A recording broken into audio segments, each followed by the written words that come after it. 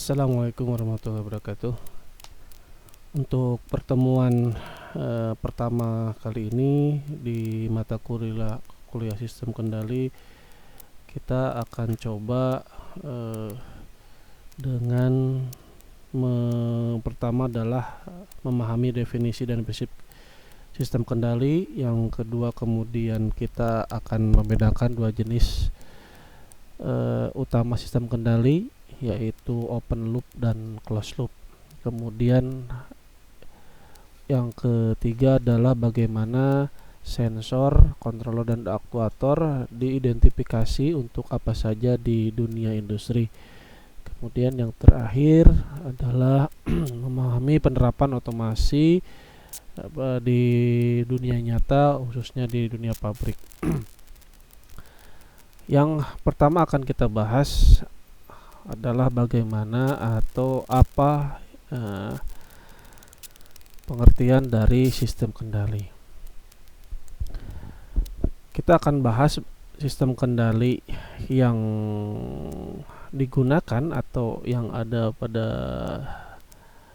dunia industri maupun dunia nyata adalah suatu sistem yang digunakan untuk mengatur, mengarahkan, dan mengendalikan perilaku suatu proses agar menghasilkan output yang sesuai dengan nilai yang diinginkan.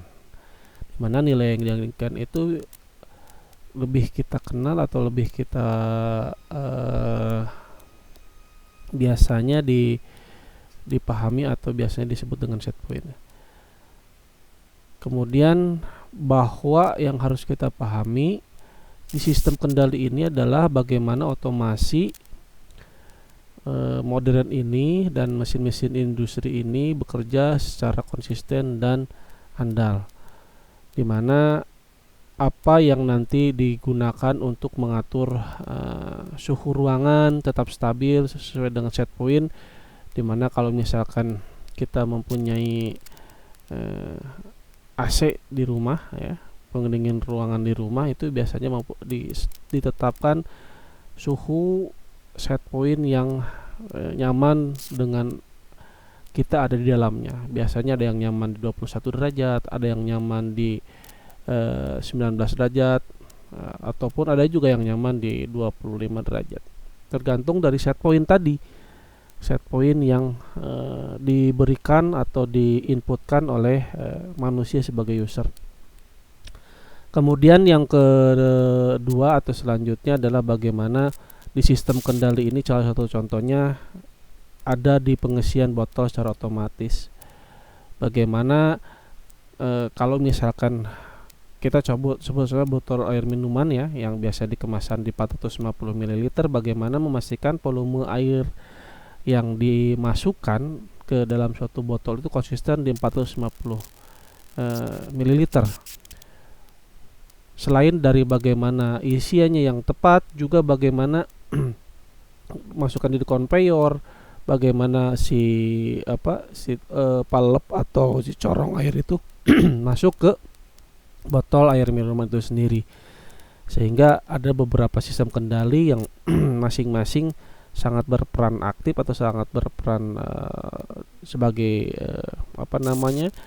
pengaruh yang signifikan untuk pada saat pelaksanaan proses itu sendiri.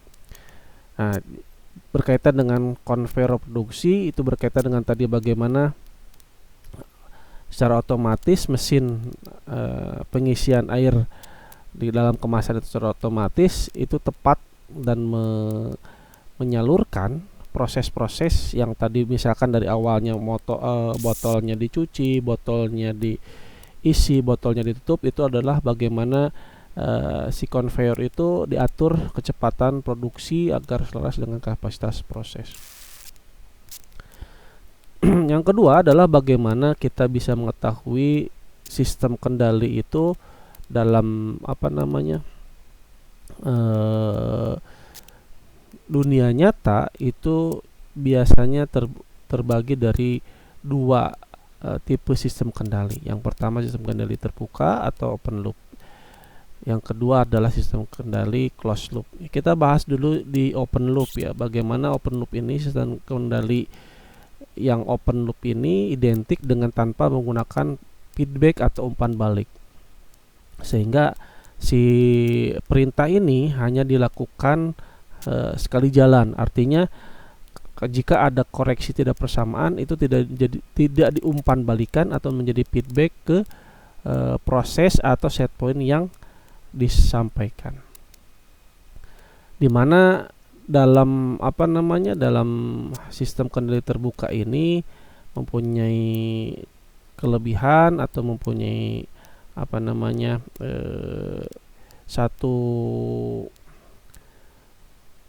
ciri, yaitu yang pertama adalah sederhana dengan desain dan implementasi mudah dilakukan, kemudian mempunyai biaya rendah, kemudian mempunyai bagaimana di selain ada kelebihan juga ada kelemahan, yaitu tidak ada aktif, tidak menyesuaikan output terhadap gangguan eksternal. Biasanya ini contoh dengan sederhana di rumah, kita menyalakan mematikan lampu ya. Kalau misalkan kita lihat cahaya atau intensitas cahaya itu memerlukan tambahan, kita nyalakan lampu, kemudian kita kita sudah tahu bahwa intensitas cahayanya sudah mencukupi tanpa harus memerlukan bantuan cahaya dari luar, kita matikan lampu. Ya, saklar di rumah untuk lampu itu adalah sebagai satu kendali open terbuka. Di dunia industri itu di mesin pengering menggunakan timer ya. Ya, contoh juga di rumah ada yang mesin pengering menggunakan timer, itu di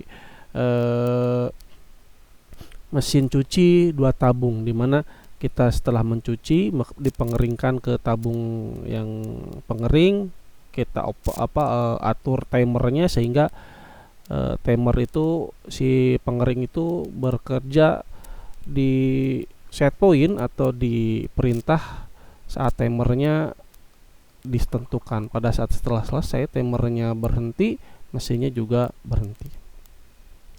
Kemudian yang kedua adalah konveyor kecepatan tetap, di mana konveyor itu bekerja atau berjalan sesuai dengan set point yang diberikan tanpa ada feedback menyesuaikan beban produksinya secara konstan. Di mana kita kalau misalkan ada alur sinyal dari sistem kendali open loop, itu ada controller, proses, output, hanya input, controller, proses, dan outputnya ya. Kemudian kalau kita bahas tentang sistem kendali tertutup atau closed loop, di mana ke sistem kendali tertutup ini menggunakan umpan balik ya, kebalikan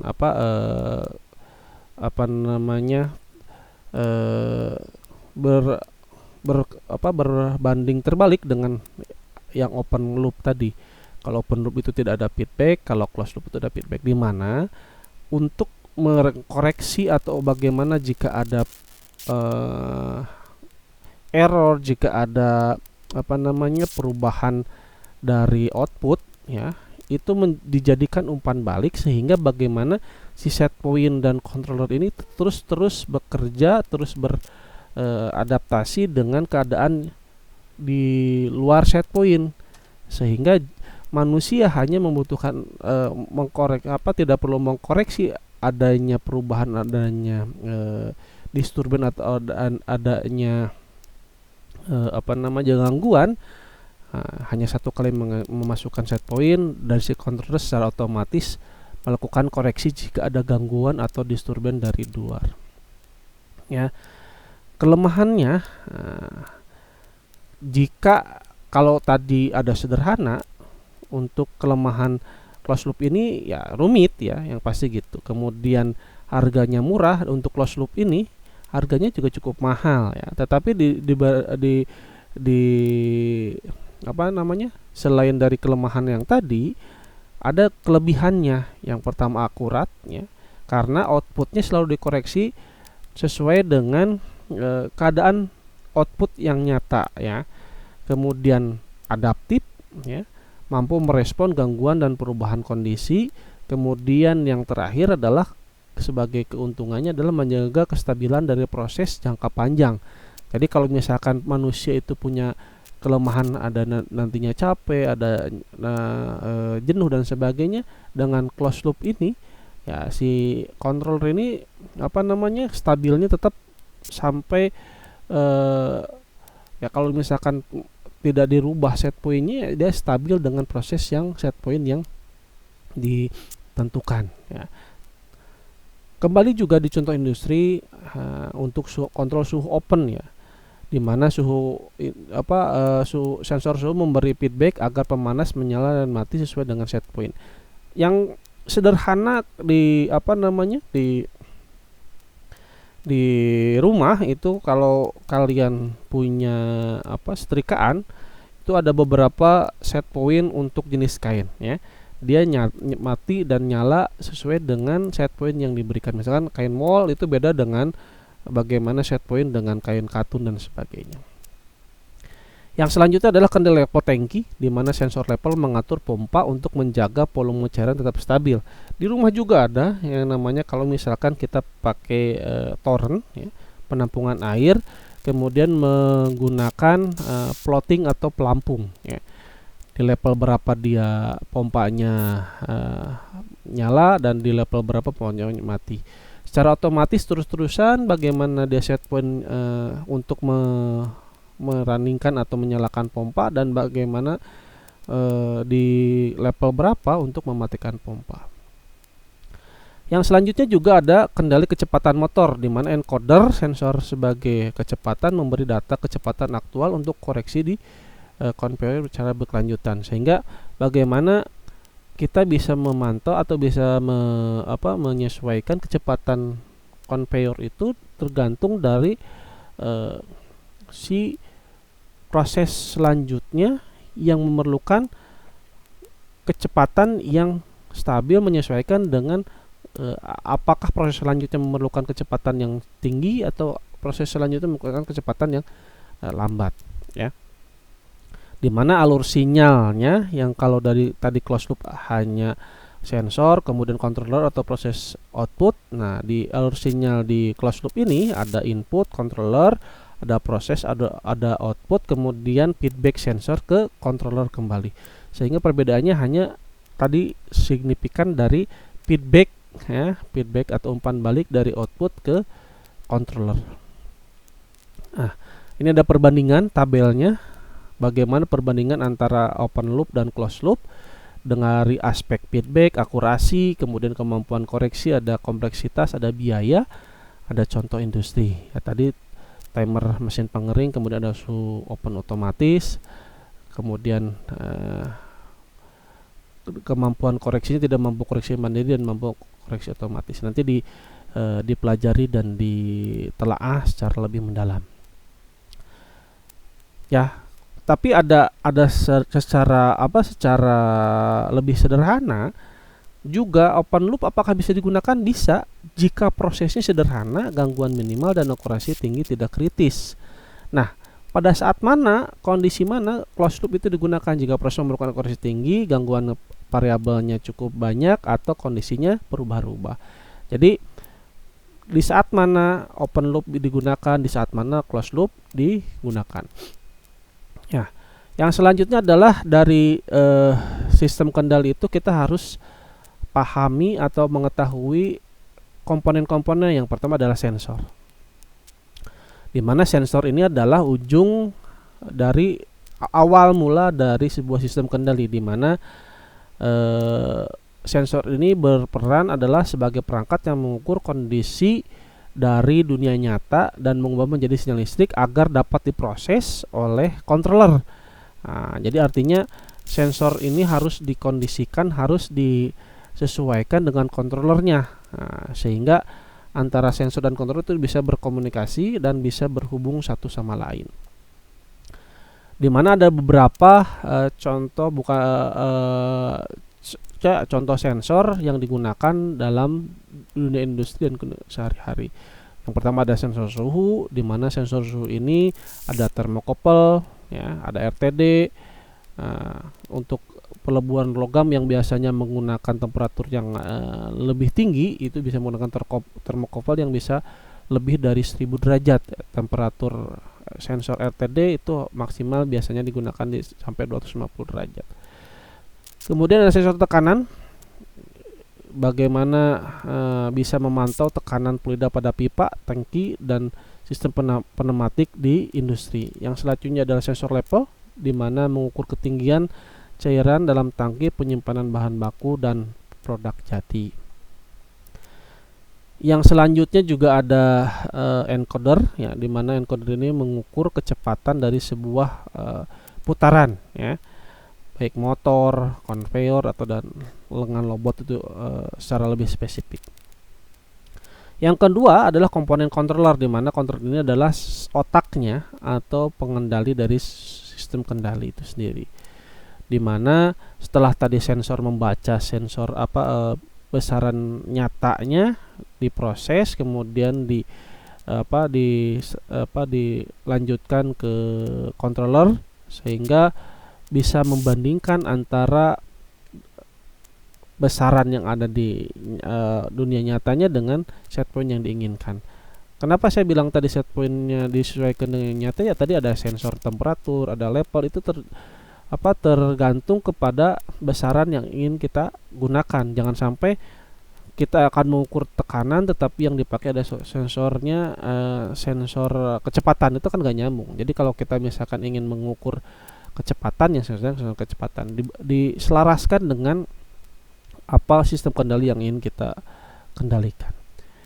Biasanya di controller ini gitu menggunakan PLC, menggunakan microcontroller, dan dari beberapa controller itu ada yang menggunakan PID, proporsional, derivatif, integrated, ya, proporsional, integral, dan derivatif untuk respon yang lebih presisi. Kemudian yang perkembangan terbaru adalah kita bisa menggunakan industrial komputer, di mana tertanam program SCADA ataupun program DCS, Distribution Control System. Yang ketiga itu komponen aktuator, atau kita bisa bilang adalah aktuator itu adalah penggerak output, ya, dimana sebelum outputnya sebelum kita berhubungan langsung dengan proses itu ada penggeraknya yang mengeksekusi perintah dari controller untuk melakukan aksi dari pieces atau proses. Karena kalau misalkan kita hanya bilang bahwa outputnya motor listrik, beda dengan kalau misalkan kita di fluida misalkan, kemudian bagaimana di suhu. Jadi aktuator itu bisa berupa motor listrik, bisa berupa valve otomatis, bisa berupa pompa, maupun bisa berupa heater industri. Itu ya. Jadi kalau secara spesifik aktuator itu adalah penggeraknya. Kalau kita misalkan kebutuhannya motor, kebutuhannya valve, pompa, atau heater. Ini ada alur sistem kontrol industri, sensor, ada controller, kemudian ada aktuator, kemudian ada feedback. Ya, tadi kalau dilihat di sini, kalau misalkan ada open loop dan closed loop, kalian bisa hanya menghilangkan feedbacknya saja pada open loop. Kalau closed loop ada feedbacknya. Ya, ini ada studi kasus, ya, di otomasi lini produksi botol minuman, di mana yang pertama ada proses masuk melalui konveyor, kemudian sensor deteksi adanya posisi botol, kemudian mengisi cairan secara otomatis yang tadi saya kilas bilang bahwa misalkan ada di 450 ml. Secara konsisten itu memberikan cairan di 450 ml. Kemudian sampai penutupan, kemudian sistem inspeksi kualitas otomatis. Itu secara teori sistem kendali, manusia hanya menetapkan bagaimana set pointnya di 440 ml, berapa kecepatan produksinya, dan bagaimana kualitas dan sistem penutupan botol yang diinginkan, ya. Kita bisa juga urut, ya, bagaimana sistem kendali yang digunakan. Yang pertama misalnya sensor posisinya, deteksi keadaan posisi botol tepat di konveyor, kemudian ada PLC sebagai controller, kemudian ada motor konveyor, kemudian sistem inspeksi visual di mana ada kamera dan sensor optik, memverifikasi volume, isi, dan integritas tutup botol. Yang kedua studi kasusnya ada di otomasi robot lini produksi ya. Di mobil ya, produksi mobil kita ada pengelasan, ada perakitan, ada pemindahan material dan inspeksi kualitas. Dimana berbeda ya dengan tadi pengisian air dalam kemasan. Yang ini inspeksinya cacat produk, kemudian akurasi kemampuannya melebihi kemampuan mata manusia. Untuk pengantar sistem kendali pertemuan pertama ini mungkin saya cukupkan ya. Kalian bisa lihat referensi video dan sebagainya di channel YouTube yang lain sehingga menjadikan pembendaharaan ilmuwan dari sistem kendali ini lebih kompleks. Saya cukupkan, terima kasih atas perhatiannya. Mohon maaf bila ada kekurangan. Assalamualaikum warahmatullahi wabarakatuh.